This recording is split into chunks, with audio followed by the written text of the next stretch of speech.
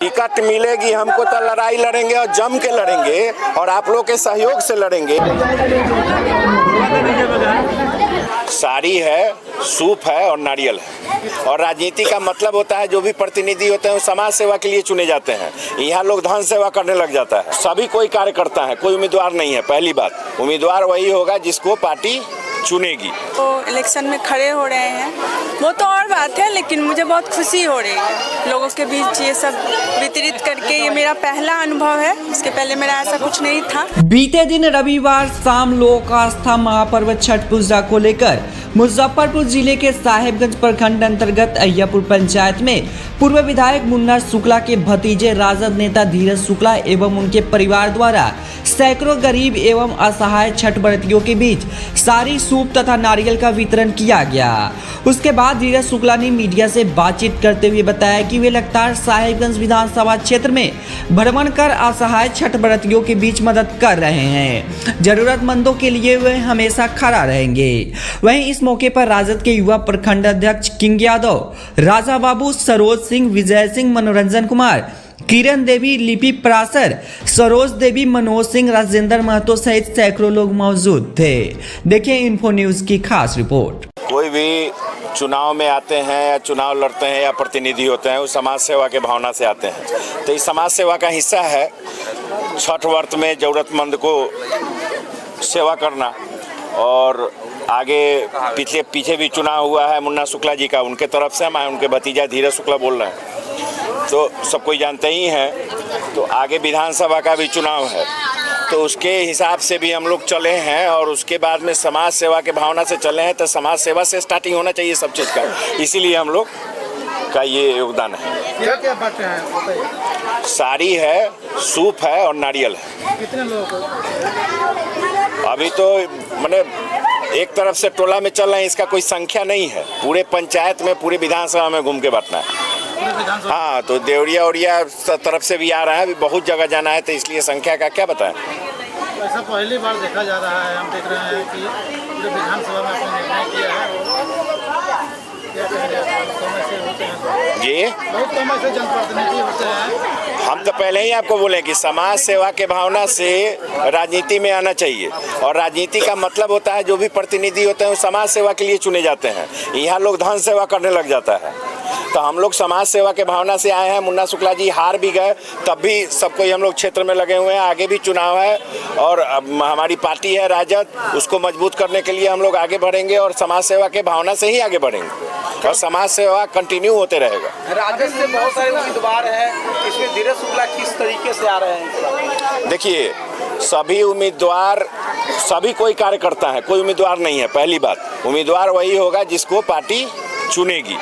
तो पार्टी जिसको भी चुनेगी उसके साथ तो सभी को रहना है। जो पार्टी के कार्यकर्ता है, जो लोग हैं, उन सभी को रहना है। हमारी भी बात है, हमारी भी उम्मीदवारी की बात है। तो मान लीजिए कि अगर किसी दूसरे को टिकट मिलेगा तो हम उनका मदद करेंगे, हमको टिकट मिलेगा वो लोग हमारा मदद करेंगे। इसमें लड़ाई तक कोई है ही नहीं है। साहेबगंज की जनता को क्या कहना चाहिए? साहेबगंज के जनता को बहुत बहुत धन्यवाद करना चाहेंगे कि 6 विधानसभा में सबसे कम वोट से हम लोग हारे हैं यहाँ से। तो साहेबगंज का जनता का तो ऐसा ही आभार है।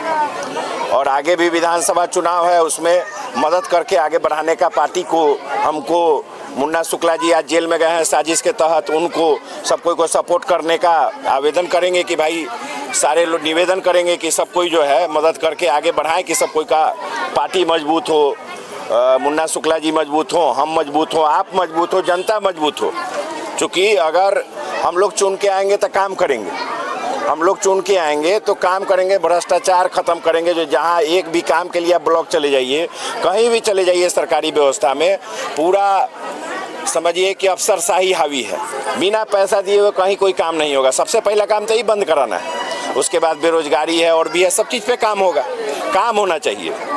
यहाँ से 54 पैसा हमको लेके नहीं जाना है। साहेबगंज का एक एक योजना, जो भी यहाँ पे सरकारी योजना सब चलता है, चाहे जो भी कुछ होगा, वो सारा पैसा साहेबगंज में रहना चाहिए और अपना पॉकेट से पैसा लगा के 5 साल जनता का सेवा करना चाहिए। प्रतिनिधि वैसा चुनना है, वैसा प्रतिनिधि बन के दिखाएंगे।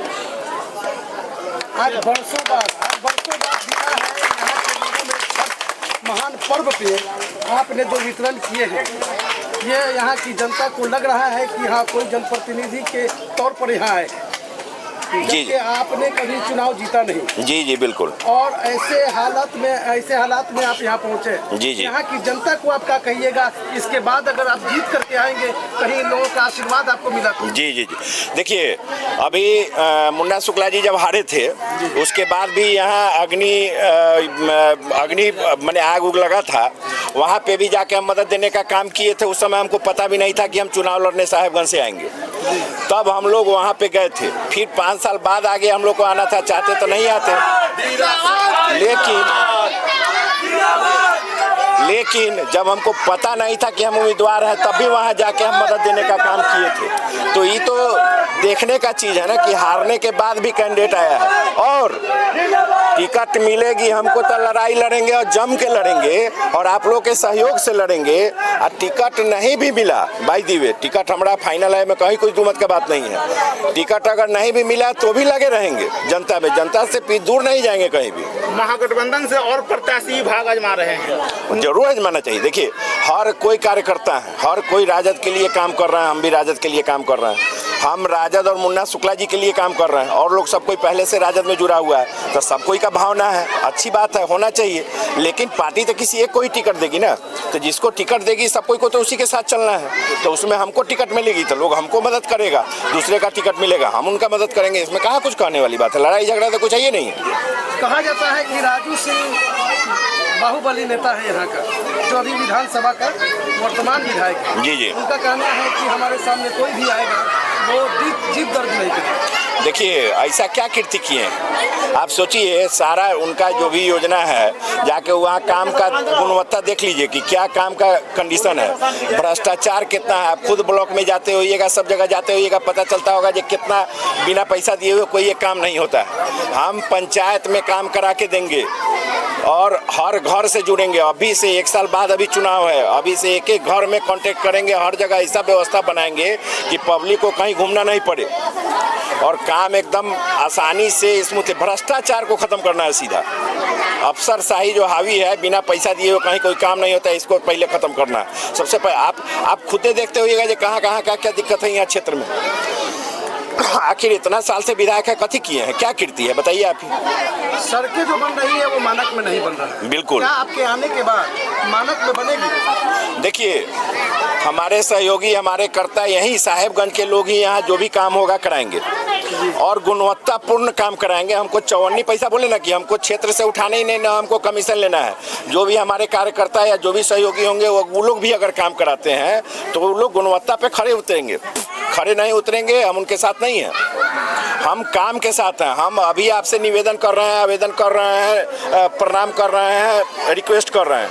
5 साल बाद जब हम आवे तो हमको लोग कहे कि नहीं भाई आप आओ, ऐसा व्यवस्था बनाना है।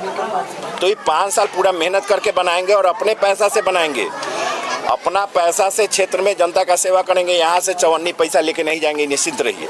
वर्षों वर्ष 30 साल पुराना एक महिला अस्पताल बना था जो कि यहाँ की महिलाओं को सुविधा नहीं मिल पाया, आज वो जर्जर स्थिति में है। क्या आपके आने के बाद महिला अस्पताल चालू होगी या नहीं? जरूर चालू होगी, जरूर चालू होगी। हमारी सरकार बनेगी और सारी व्यवस्था को चालू कराने का काम करेंगे। जो भी घोषणा पत्र में पिछले चुनाव में था वो सब भी पूरा करने का काम करेंगे। सरकार बनेगी और इस बार पक्की बनेगी। किसी को विश्वास था, आप सोचिए जो मोदी जी बोल रहे थे 400 पार, किसी को विश्वास था जो इतना बुरा कंडीशन हो जाएगा सेंट्रल गवर्नमेंट का? वैसा ही लोग को विश्वास नहीं होता है राजद का गवर्नमेंट बनेगी। लेकिन देख लीजिएगा, राजद का गवर्नमेंट पूरा बहुमत से बनेगी और पूरा मजबूती के साथ बनेगी। और हमारे मुन्ना शुक्ला जी जो जेल गए हैं ना,